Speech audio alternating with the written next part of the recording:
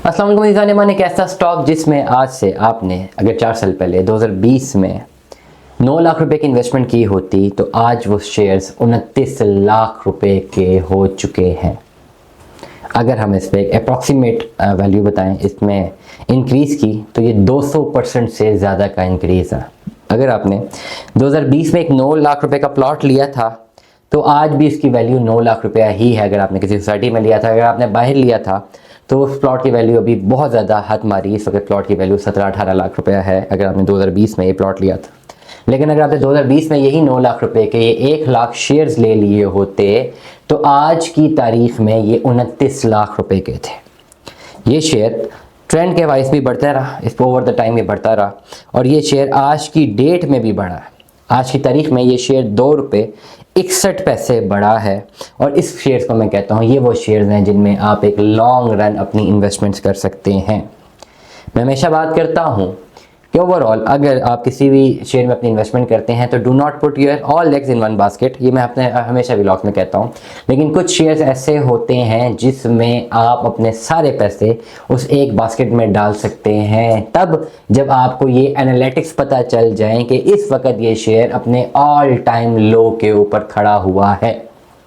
इसे जितना ऊपर जाएगा डेफिनेटली उतना पैसा बनाएंगे और उस वक्त अगर वो कम से कम तरीन पैसों पर है तो अपने ऑल टाइम लो के ऊपर है। इससे नीचे इसने क्या जाना, और अगर इससे नीचे मजीद गया भी तो बहुत कम पैसे या चंद रुपए नीचे जाएगा जिससे आपको इतना ज़्यादा नुकसान नहीं होने लगा। लेकिन in the long run scenario अगर आप उस शेयर को होल्ड करते रहते हैं तो उसमें उतार चढ़ाव आते जाते रहते हैं। आपने सिर्फ करना ये होता है कि इस जैसे शेयर में इन्वेस्टमेंट करके इनको भूल जाना होता है कि आपके पैसे निकालने ही तब होते हैं जब मार्केट का ट्रेंड बहुत ज़बरदस्त आ जाए या आपको जब पैसे जो है डेफिनेटली चाहिए, या आप ये शेयर्स बाय करके इस पर सेट कर देते हैं, इसका बुक मार्क सेट कर देते हैं, एक ट्रेंड सेट कर देते हैं, एक इक्विलिब्रियम पॉइंट सेट कर देते हैं कि ऑटोमेटिकली उस ऐप से जब इस पर्टिकुलर प्राइस पे चला जाए तो ऑटोमेटिकली बिक जाए, वो बिक भी सकता है। और इस तरह के शेयर्स में आपको करना यूँ पड़ता है कि आप इन शेयर्स को जो है एटलीस्ट अपना 200% या 250% तक का मुनाफा मार्क कर देते हैं कि जब इतना मुनाफा में आ रहा हो तब ये बिक जाए। और ये तभी पॉसिबल होता है जब एटलीस्ट आपकी इन्वेस्टमेंट 5 साल तक पाकिस्तान स्टॉक एक्सचेंज में